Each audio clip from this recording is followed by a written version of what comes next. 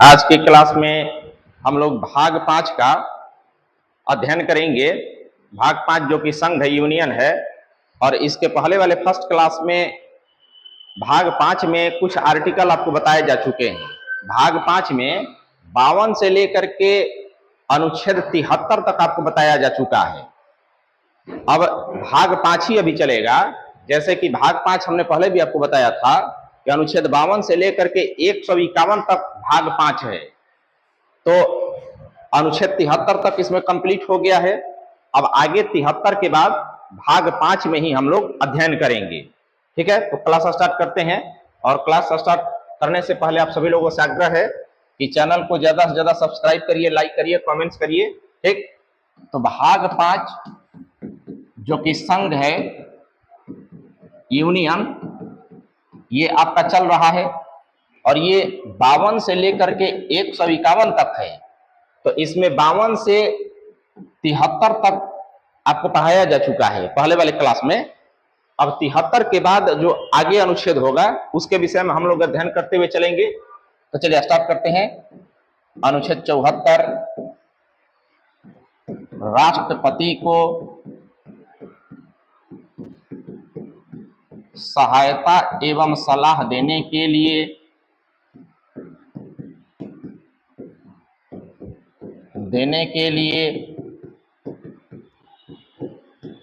संघीय के जगह केंद्रीय भी लिखा जाता है।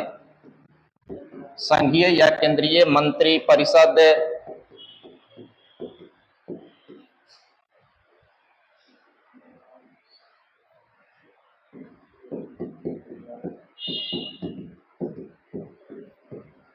परिषद का प्रावधान।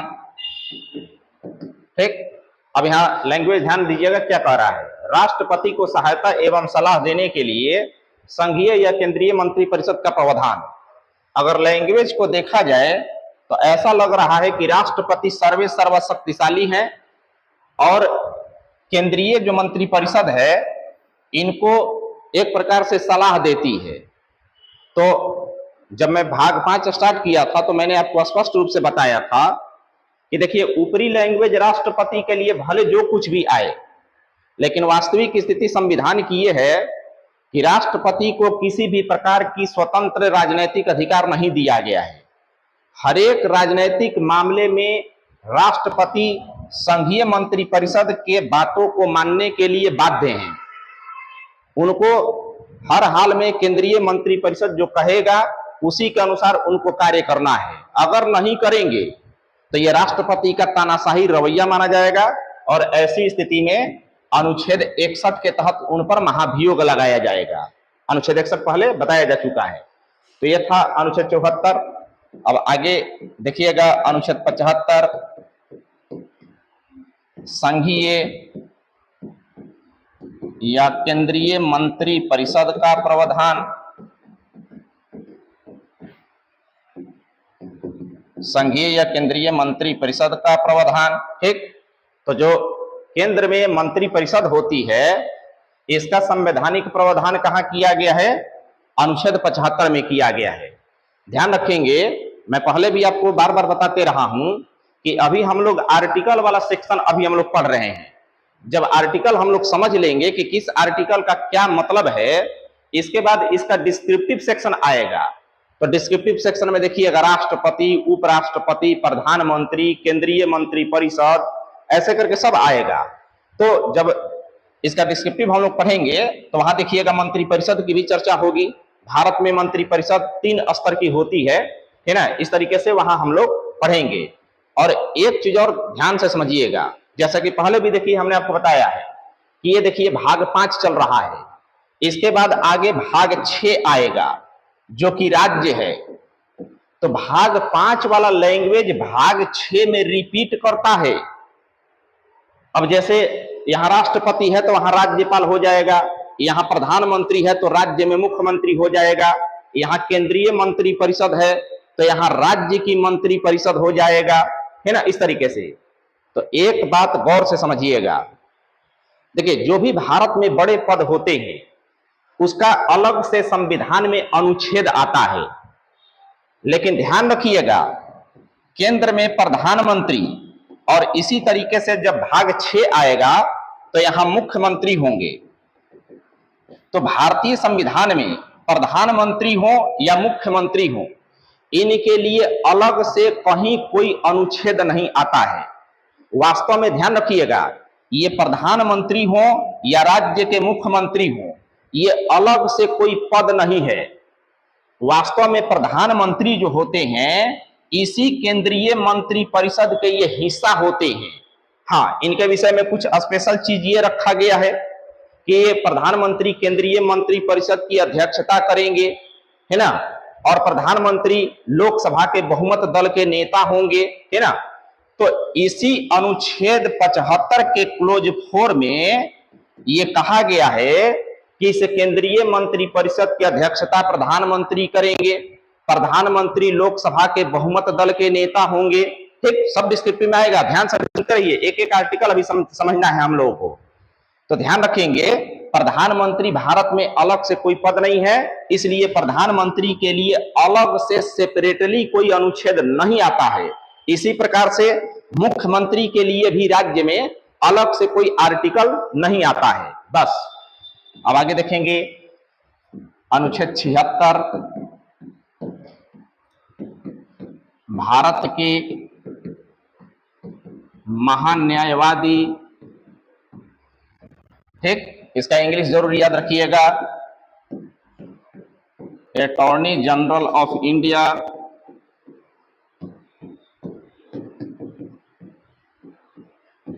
ठीक। क्या करता है ना कि देखिएगा, महान्यायवादी हिंदी न लिख करके अटॉर्नी जनरल को ही हिंदी में लिख देगा, ऐसे लिख देगा अटॉर्नी जनरल, ऐसे, ठीक। तो इसका इंग्लिश आपको याद रखना है। अब ये अनुच्छेद 76 में जो महान्यायवादी पद की व्यवस्था किया गया है, अब ये होते कौन है?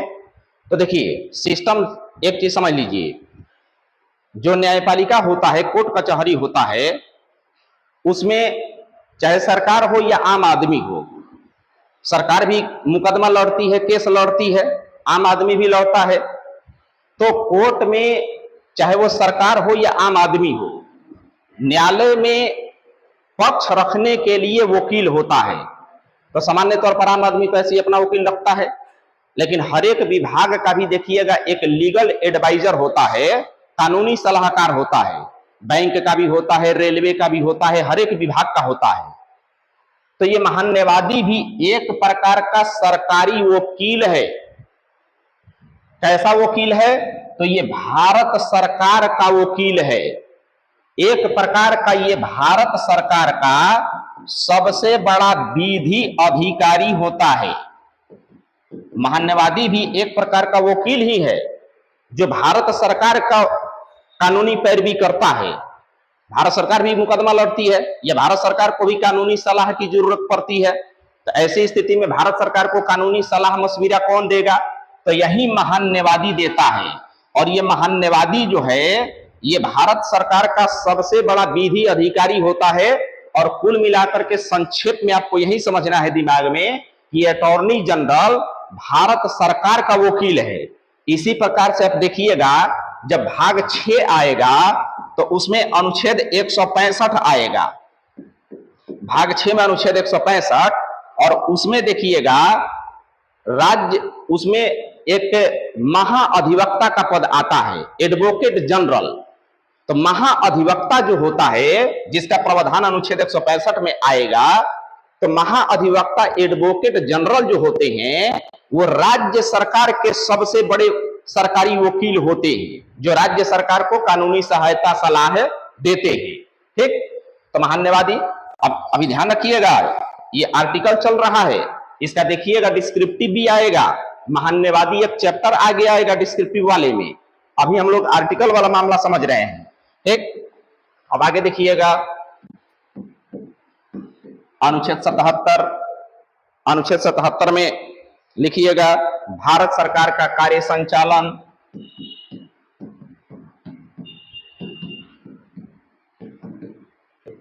भारत सरकार का कार्य संचालन। ठीक, अब इसका अर्थ क्या है? अनुच्छेद 77 क्या कह रहा है? भारत सरकार का कार्य संचालन। तो यहां नोट करके इसको बिल्कुल ध्यान से समझिएगा। देखिए, भारत सरकार आर्टिकल 77 कहता है कि भारत सरकार का जो भी कार्य संचालन होगा वो राष्ट्रपति के नाम से होगा। ठीक है, टोटल काम मंत्रिपरिषद, केंद्रीय मंत्रिपरिषद करती है प्रधानमंत्री की अध्यक्षता में। लेकिन ध्यान रखेंगे, कोई भी जो भारत सरकार का सरकारी जो कार्य होता है वो राष्ट्रपति के नाम से होता है। इतना ही नहीं, अगर किसी दूसरे देश के साथ मान लीजिए भारत सरकार कोई संधि करती है तो वो भी राष्ट्रपति के नाम से संधि होता है, प्रधानमंत्री के नाम से नहीं। भले ये सिंबॉलिक तौर पर राष्ट्रपति भले हैं, लेकिन इनका संवैधानिक महत्व है, समझ गए। तो राष्ट्रपति के नाम से टोटल जो भी भारत सरकार का जो बजट प्रकाशित होगा, कोई भी संवैधानिक निर्णय लिया जाएगा, दूसरे देशों के साथ कोई भी मतलब एग्रीमेंट किया जाएगा, टोटल कार्य राष्ट्रपति के नाम से होता है। करेगा मंत्रिपरिषद, लेकिन राष्ट्रपति के नाम से ये सब होगा। और इसी का प्रावधान अनुच्छेद 77 में किया गया है, ठीक ना। तो ये था अनुच्छेद 77। अब आगे देखिएगा अनुच्छेद 78। राष्ट्रपति को सूचना आदि देने के संबंध में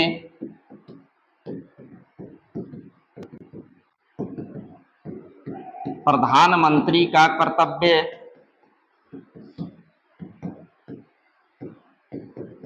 ठीक। अनुच्छेद 78 कह रहा है कि राष्ट्रपति को सूचना आदि देने के संबंध में प्रधानमंत्री का कर्तव्य। ध्यान रखिएगा, सरकार में जो कुछ भी चलता है या विदेशी सरकार के साथ जो भी कुछ मान लीजिए एग्रीमेंट हो रहा है या कोई भी बातचीत चल रही है, तो अनुच्छेद 78 कहता है कि प्रधानमंत्री का ये कर्तव्य है कि इसकी सूचना वो राष्ट्रपति को दें।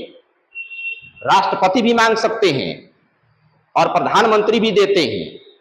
और कुल मिलाकर के आप देखिएगा तो मंत्रिपरिषद और राष्ट्रपति के बीच प्रधानमंत्री जो है एक प्रकार से सेतु का कार्य करते हैं, सूचनाओं का आदान प्रदान, है ना। तो अनुच्छेद 78 राष्ट्रपति को सूचना आदि देने के संबंध में प्रधानमंत्री का कर्तव्य ये समाप्त हुआ। अब आगे देखिएगा अनुच्छेद 79, संसद का गठन। ठीक, अनुच्छेद भारत में जो संसद का गठन होता है वो अनुच्छेद 79 के तहत होता है। देखिए एक चीज ध्यान रखिएगा, संसद का मतलब आप संसद भवनवा मत समझिएगा, है ना। संसद बोलने पर कुछ लोग वो पार्लियामेंट बिल्डिंगवा समझ लेता है, तो बिल्डिंग नहीं। भारत में संसद का जो गठन होता है वो 3 से होता है। एक राष्ट्रपति होते हैं, दूसरा लोकसभा होता है और तीसरा राज्यसभा होता है। संसद का गठन तीनों से मिलकर के होता है। देखिए संविधान जो है चरणबद्ध तरीके से धीरे धीरे खुलते हुए जाता है आगे की ओर। ध्यान से बस सुनते रहेंगे, आगे देखिएगा सब धीरे धीरे मामले और भी स्पष्टता के साथ खुलते जाएंगे। तो संसद का गठन तीनों से मिलकर के होता है, राष्ट्रपति, लोकसभा, राज्यसभा। इसका अर्थ क्या हुआ? तो देखिए कोई भी जो संसदीय कार्यवाही होती है बिना राष्ट्रपति के हस्ताक्षर के, सिग्नेचर के, वो पूर्ण नहीं होती है। जैसे मान लीजिए कोई नया अधिनियम यानी कानून बनाना हो तो सामान्य प्रक्रिया यही है कि लोकसभा और राज्यसभा उसको पारित करती है, पास करती है मतदान के द्वारा, वोटिंग के द्वारा। तो ऐसा नहीं ना कि लोकसभा पास कर दिया और राज्यसभा पास कर दिया और कानून बन गया, नहीं। जब तक उस पर राष्ट्रपति का हस्ताक्षर नहीं होगा, सिग्नेचर नहीं होगा, तब तक वो पूर्ण रूप से लागू नहीं माना जाएगा। तो इस वजह से राष्ट्रपति जो होते हैं इस संसद के अभिन्न अंग हैं। अभिन्न मतलब उससे अलग नहीं है, ठीक। तो यहां देखिए 2 प्रश्न उठता है। पहला कि संसद के अंग कितने हैं? अगर अंग कहेगा तो अंग 3 है। कौन कौन? राष्ट्रपति, लोकसभा और राज्यसभा। अगर सवाल पूछा जाएगा कि संसद में सदन कितना है। सदन मतलब हाउस। संसद में सदन कितना है, तो सदन दो गो है, लोकसभा और राज्यसभा। राष्ट्रपति सदन नहीं है, हाउस नहीं है। तो सदन जहां कार्यवाही होती है, बैठक होती है, हो हंगामा हो करके, चर्चा हो करके, वोटिंग होती है, उसी को हम सदन बोलते हैं, हाउस बोलते हैं। तो हाउस दो है, एक लोकसभा और दूसरा राज्यसभा। और अगर अंग की बात किया जाए कि पार्लियामेंट संसद के अंग कितने हैं, तो अंग 3 हो जाएगा, इसमें राष्ट्रपति भी शामिल हो जाएंगे। तो यह था संसद का गठन। इसका भी डिस्क्रिप्टिव सेक्शन काफी महत्वपूर्ण है ना, आगे आएगा। अब आगे की ओर देखिएगा, अनुच्छेद 80 राज्यसभा की संरचना। ठीक, तो राज्यसभा की संरचना मतलब इसमें टोटल ये तय किया गया है कि राज्यसभा की जो अधिकतम संख्या होगी वो 250 होगी, 250 होगी, है ना। और इसमें से 12 सदस्यों को राष्ट्रपति मनोनीत करेंगे, नॉमिनेट करेंगे, जो कला, शिक्षा, विज्ञान एवं समाज सेवा क्षेत्र से जुड़े हुए होंगे। शेष जो 238 सीट बचता है उसका चुनाव होता है राज्य के विधानसभा के सदस्यों के द्वारा, है ना। तो ये सब टोटल बातें कहां लिखी गई है, अनुच्छेद 80 में। अब आगे देखेंगे अनुच्छेद 81 लोकसभा की संरचना। ठीक, इसी तरीके से लोकसभा का जो स्ट्रक्चर है, संरचना है, इसका संवैधानिक प्रावधान कहां किया गया है, तो अनुच्छेद 81 में किया गया है, 81 में किया गया है। अब आगे देखिएगा अनुच्छेद 82 प्रत्येक जनगणना के पश्चात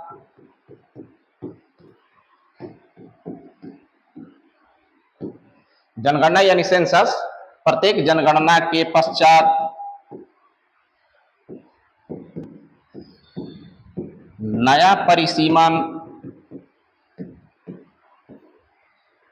प्रत्येक जनगणना के पश्चात नया परिसीमन। ठीक, पश्चात मतलब बाद। आप भी अच्छी तरीके से जानते हैं, जो जनगणना होती है, सेंसस होता है, प्रति 10 वर्षों पर होता है, 10 वर्षों के अंतराल पर जनगणना होती है। तो अनुच्छेद 82 कह रहा है कि प्रत्येक जनगणना के पश्चात मतलब बाद नया परिसीमन होना चाहिए। नया परिसीमन का मतलब देखिए, लोकसभा हो या राज्य का जो विधानसभा होता है, MLA, member of legislative assembly, इसका एक क्षेत्र होता है।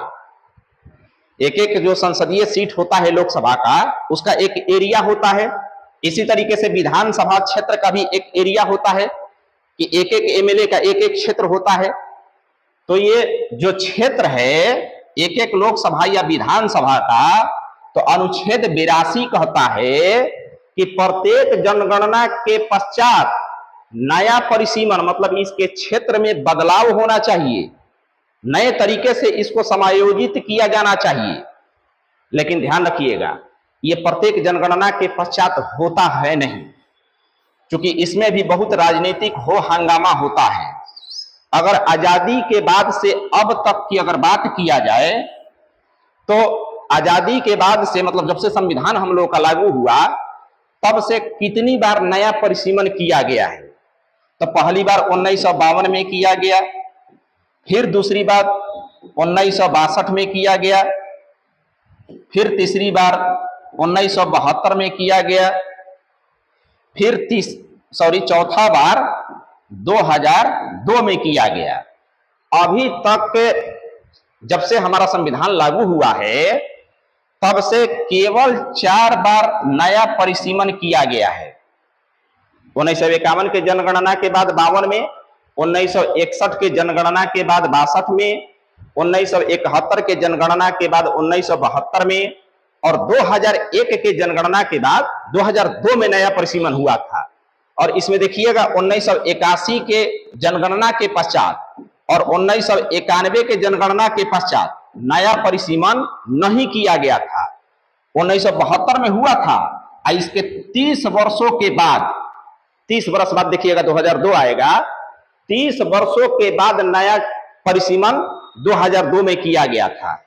अब देखिएगा जो 2002 का नया परिसीमन हुआ था, तो इसमें एक नया नियम जोड़ दिया गया था कि 2026 तक कोई नया परिसीमन भारत में नहीं किया जाएगा। तो देखिएगा, हालांकि अभी तो जनगणना का कार्य शुरू नहीं हुआ है, इसमें विलंब हो रहा है, देर हो रहा है।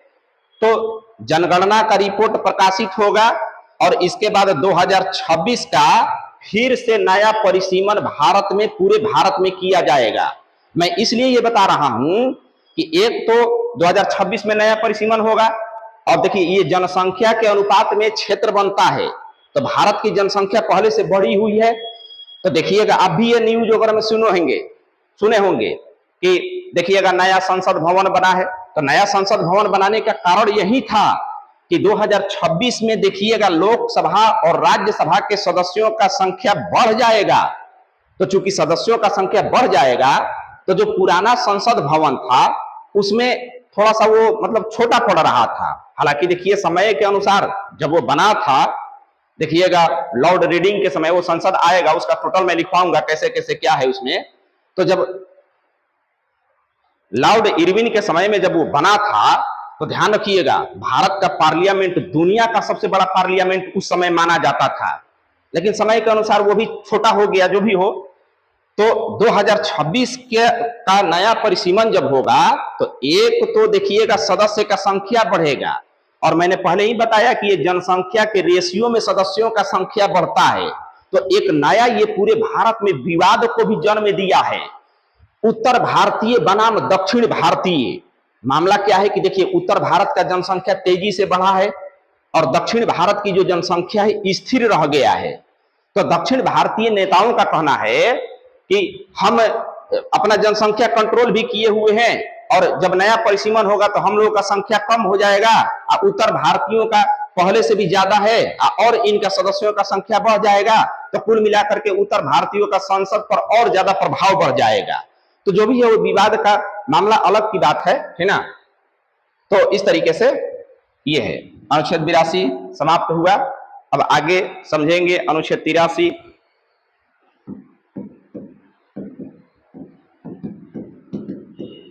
संसद के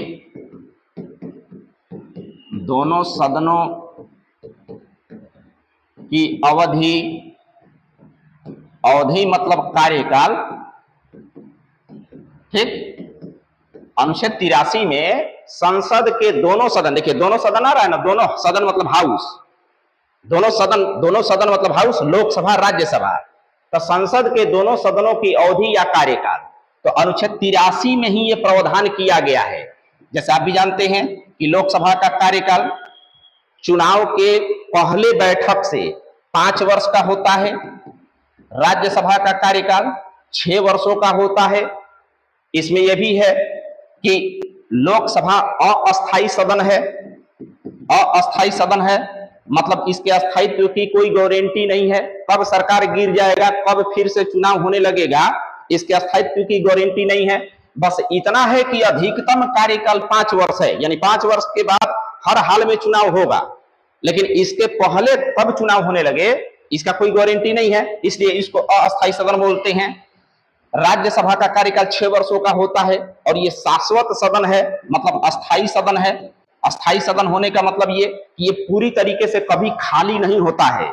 प्रति 2 वर्षों पर इसके 1/3 सदस्य रिक्त होते हैं, और 1/3 सदस्यों का ही प्रति 2 वर्षों पर चुनाव होता है। तो यह था अनुच्छेद 83, संसद के दोनों सदनों की अवधि या कार्यकाल। अब आगे देखिएगा अनुच्छेद 84, संसद की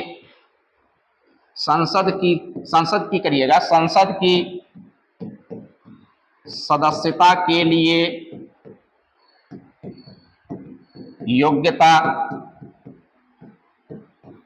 संसद की सदस्यता के लिए योग्यता, संसद में 2 सदन है, लोकसभा और राज्यसभा। ठीक, तो अनुच्छेद 84 क्या कह रहा है, संसद का सदस्य बनने का क्या योग्यता है, क्या एबिलिटी है। तो लोकसभा राज्यसभा, जैसे लोकसभा और राज्यसभा की बात किया जाए तो पहला नंबर तो दोनों में कॉमन चीज है कि वो भारत का नागरिक हो। ये तो स्वाभाविक चीज है कि जो भारत का नागरिक रहेगा वही लोकसभा या राज्यसभा का मेंबर बनेगा। दूसरा इसमें यह है कि लोकसभा का सदस्य वही बनेगा जिसका न्यूनतम उम्र कम से कम 25 वर्ष हो। ध्यान रखिएगा, भारत में जो भी राजनीतिक पद होता है, चाहे कोई भी राजनीतिक पद हो, एक मुखिया से लेकर राष्ट्रपति तक की मैं बात कर रहा हूं, मिनिमम एज का प्रावधान मिलता है। अधिकतम उम्र का कोई लिमिटेशन नहीं है भारत में राजनीतिक पद के लिए। जब तक व्यक्ति मर नहीं जाए तब तक वो अपने पद पर रह सकता है, चाहे वो कोई भी पद हो, मुखिया से लेकर के प्रधानमंत्री, राष्ट्रपति, मुख्यमंत्री, सब। तो न्यूनतम उम्र का यह प्रावधान है, अधिकतम का कोई नहीं। अधिकतम जब तक वो मर नहीं जाए। तो लोकसभा का न्यूनतम उम्र 25 वर्ष, राज्यसभा का न्यूनतम उम्र 30 वर्ष। तो ऐसे ये सब जो योग्यता निर्धारित किया गया है, ये संविधान में कहां निर्धारित किया गया है? तो अनुच्छेद 84 में किया गया है ना। बस अब आगे देखिएगा, अनुच्छेद 85, अनुच्छेद 85, राष्ट्रपति संसद के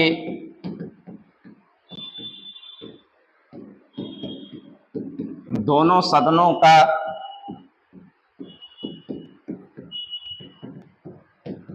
सत्र बुला सकते हैं,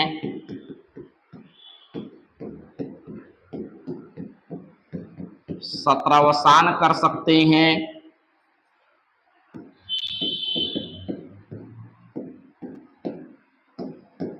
एवं केवल लोकसभा को विघटित,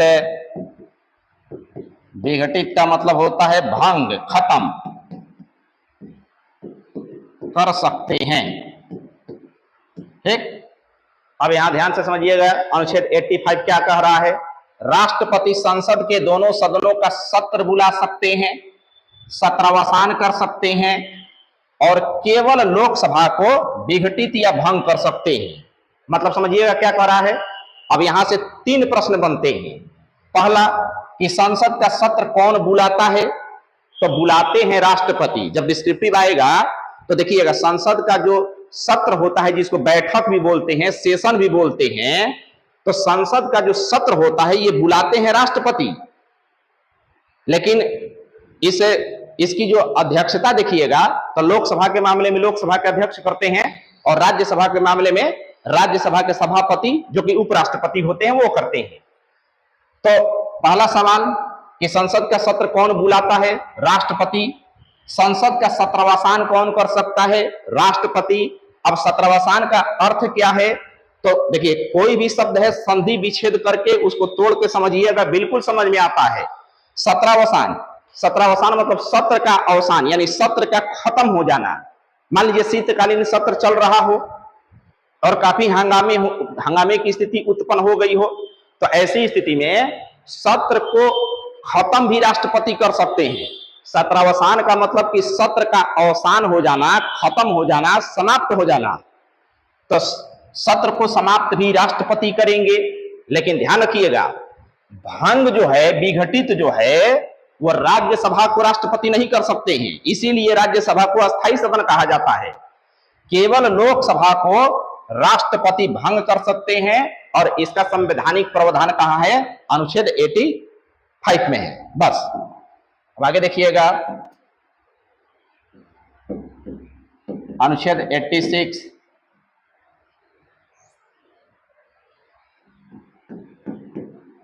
संसद के दोनों सदनों को, संसद के दोनों सदनों को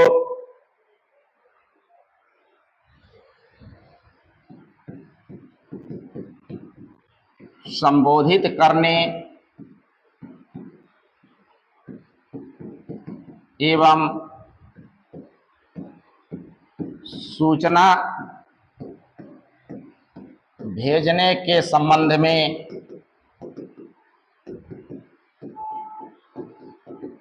राष्ट्रपति की शक्ति, ठीक, अब अनुच्छेद 86 क्या कर रहा है? संसद के दोनों सदनों को संबोधित करने एवं सूचना भेजने के संबंध में राष्ट्रपति की शक्ति।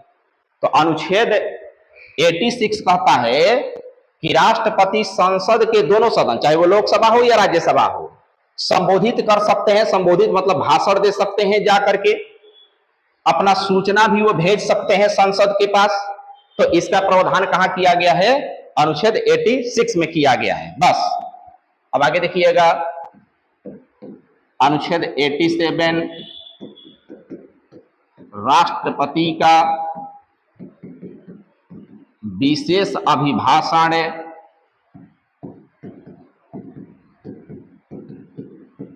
राष्ट्रपति का विशेष अभिभाषण। ठीक, तो राष्ट्रपति का जो विशेष अभिभाषण होता है, इसका संवैधानिक प्रावधान अनुच्छेद 87 में किया गया है। अब विशेष अभिभाषण का अर्थ समझिएगा। देखिए, अभी आपने 86 देखा, 86 में भी राष्ट्रपति का भाषण था, उसमें भी 86 में भी भाषण हमने लिखवाया है। संबोधित करना मतलब भाषण देना ही हुआ। लेकिन यहां ध्यान रखिए, संबोधित करने वाला, भाषण देने वाला, इस विशेष अभिभाषण में अंतर है। विशेष अभिभाषण जो होता है राष्ट्रपति का, अभिभाषण का मतलब भाषण हुआ, तो विशेष अभिभाषण राष्ट्रपति का दो अवसरों पर होता है। पहला, जब देखिएगा कोई भी लोकसभा का चुनाव होता है और लोकसभा और राज्यसभा की जो पहली बैठक होती है, तो उस पहली बैठक को संयुक्त रूप से, संयुक्त मतलब दोनों को, लोकसभा और राज्यसभा दोनों को मिला करके उसमें राष्ट्रपति का भाषण होता है। और उसमें राष्ट्रपति का जो भाषण होगा, तो जो नया सरकार गठित होता है, तो सरकार अगले 5 वर्षों में क्या क्या देश के लिए करेगी, इसका टोटल वो खाका प्रस्तुत होता है। ठीक, तो पहला इसमें राष्ट्रपति का भी भाषण होता है कि लोकसभा के चुनाव के बाद सरकार गठित होगा, नई सरकार गठित होगी, और जो पहला बैठक होगा, उस बैठक में सबसे पहला भाषण राष्ट्रपति का होता है, और उस राष्ट्रपति के भाषण को विशेष अभिभाषण कहा जाता है। दूसरा स्थिति है कि प्रत्येक साल देखिएगा, जब बजट प्रस्तुत होता है, हर एक साल जब बजट प्रस्तुत होगा, तो बजट प्रस्तुत से पहले देखिएगा राष्ट्रपति का अभिभाषण होता है। उसमें राष्ट्रपति भाषण देते हैं कि पिछले साल सरकार ने क्या क्या उपलब्धि अर्जित किया है, और इस चालू वित्तीय वर्ष में, जो वर्ष चल रहा है, इसमें सरकार क्या क्या योजना चलाने वाली है देश के कल्याण के लिए। तो एक तो पहली बार जब सरकार गठित होता है तब राष्ट्रपति का भाषण होता है, विशेष अभिभाषण। और प्रत्येक वर्ष जो बजट सत्र होता है, जो साल के शुरुआत में होता है, फरवरी के मंथ में, फरवरी के अंतिम में शुरुआत होता है, तो उसमें भी सबसे पहले दिन सबसे पहला भाषण राष्ट्रपति का होता है, जिसको राष्ट्रपति का विशेष अभिभाषण कहा जाता है। ठीक है, तो ये था आपका अनुच्छेद 87। अब आगे देखिएगा, अनुच्छेद 88 प्रत्येक मंत्रियों एवं महान्यायवादी को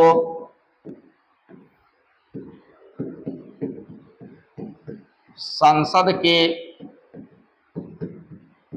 दोनों सदनों में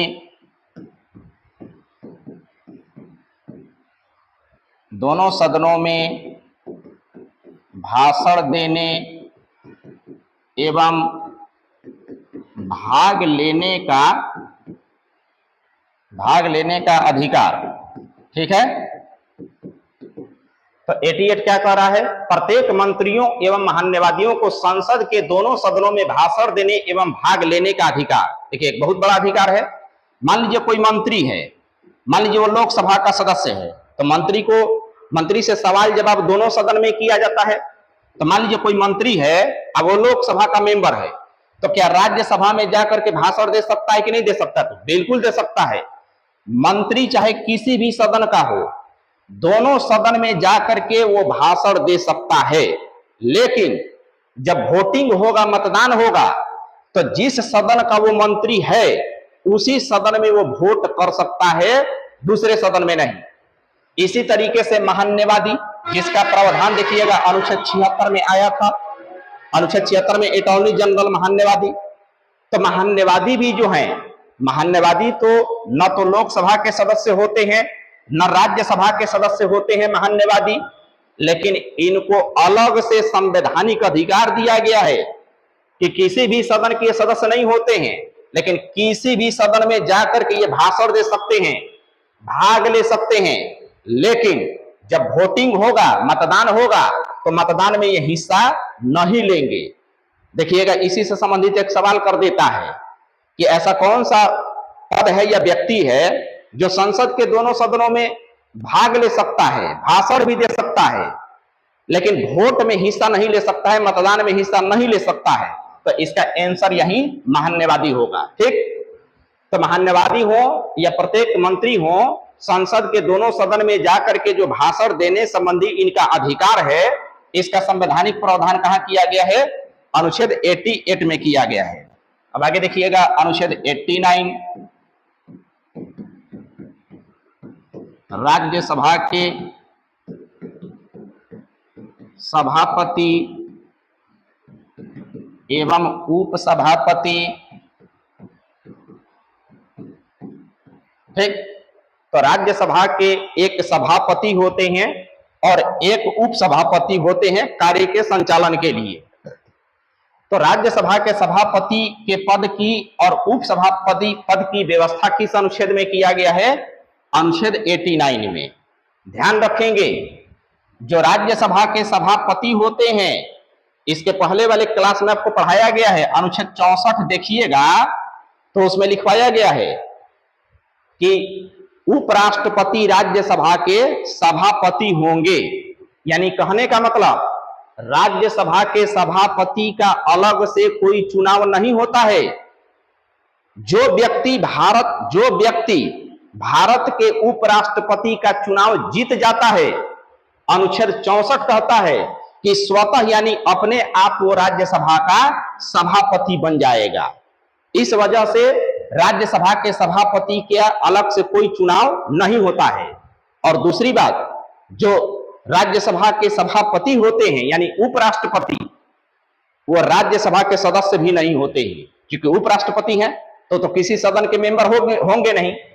वहीं देखिएगा, जो सभापति होते हैं, तो पहली बात किए उपसभापति, जो उपसभापति होते हैं, पहली बात की ये राज्यसभा के सदस्य होते हैं, और दूसरी बात, राज्यसभा के सदस्यों के द्वारा इनका चुनाव होता है ना। बस, तो ये था आपका अनुच्छेद 89। अब आगे देखिएगा अनुच्छेद 90 राज्यसभा के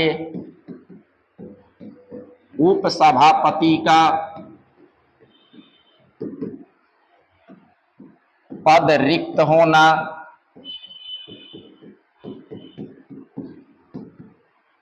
त्याग पत्र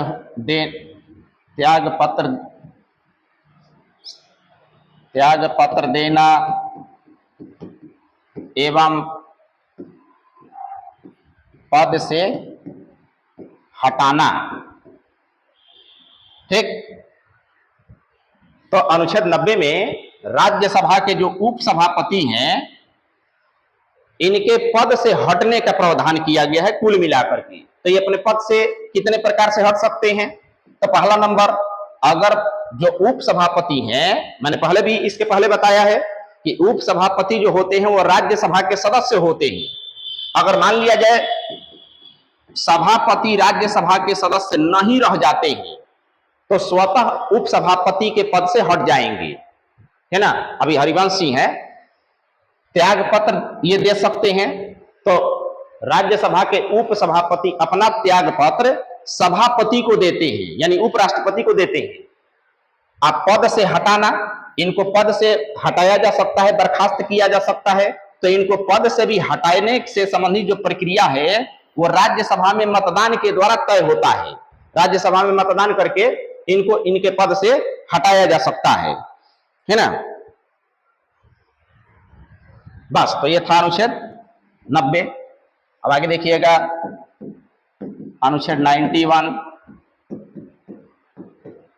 राज्यसभा के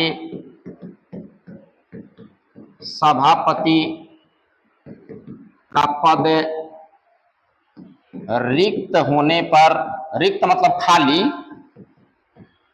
रिक्त होने पर राज्यसभा के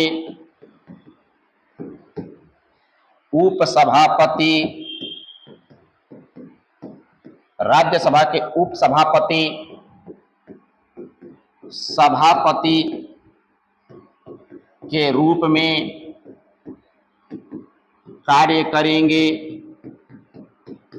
ठीक, अब ये क्या कह रहा है 91, राज्यसभा के सभापति का पद रिक्त होने पर राज्यसभा के उपसभापति सभापति के रूप में कार्य करेंगे। मान लीजिए सभापति किसी कारण से अपने पद से हट जाते हैं, ठीक, तो ऐसी स्थिति में सभापति के रूप में कौन कार्य करेगा? तो उप सभापति करेंगे। इसका प्रावधान किस अनुच्छेद में किया गया है? तो 91 में। एक चीज अलग से और सुन लीजिए, जैसे राष्ट्रपति हैं, ठीक, मैंने बार बार ये मैं बोला हूं कि यहां जो राज्यसभा के सभापति हैं यही व्यक्ति भारत के उपराष्ट्रपति होते हैं, यही उपराष्ट्रपति भी होते हैं। ठीक, अब मान लीजिए किसी कारण से राष्ट्रपति अपने पद से हट जाते हैं, तो आप भी जानते हैं कि जब राष्ट्रपति नहीं रहते हैं अपने पद पर तो कार्यवाहक राष्ट्रपति कौन बनते हैं? जब तक नए राष्ट्रपति का चुनाव नहीं हो जाता है, ऐसी स्थिति में राष्ट्रपति का कार्यभार कौन संभालता है? तो ये उपराष्ट्रपति संभालते हैं। तो यही उपराष्ट्रपति राज्यसभा के सभापति भी होते हैं। तब सवाल ये उठता है कि ठीक है राष्ट्रपति नहीं है, यही उपराष्ट्रपति अब राष्ट्रपति बन गए, तो क्या ये राष्ट्रपति राज्यसभा के सभापति के रूप में कार्य करेंगे? तो नहीं करेंगे। ठीक, बिल्कुल नहीं करेंगे। ऐसी स्थिति में सभापति अपने पद से ये हटे हुए माने जाएंगे और ऐसी स्थिति में उप सभापति इनका कार्यभार संभालेंगे। और एक चीज और ध्यान से समझ लीजिएगा, डिस्क्रिप्टिव में ये आएगा भी। देखिए, भारत में उपराष्ट्रपति का जो वेतन होता है 0 रुपया होता है, 1 रुपया उपराष्ट्रपति का वेतन नहीं है। ऐसे आप पढ़ते होंगे कि उपराष्ट्रपति का इतना वेतन है। एक्चुअल में उपराष्ट्रपति को जो वेतन दिया जाता है वो राज्यसभा के सभापति के हैसियत से दिया जाता है, क्योंकि यही व्यक्ति राज्यसभा के सभापति भी होते हैं, तो सभापति का वेतन इनको मिलता है।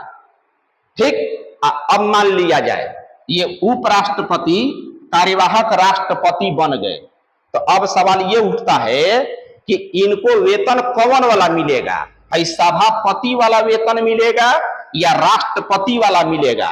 तो ध्यान रखिएगा, इनको राष्ट्रपति वाला वेतन मिलेगा।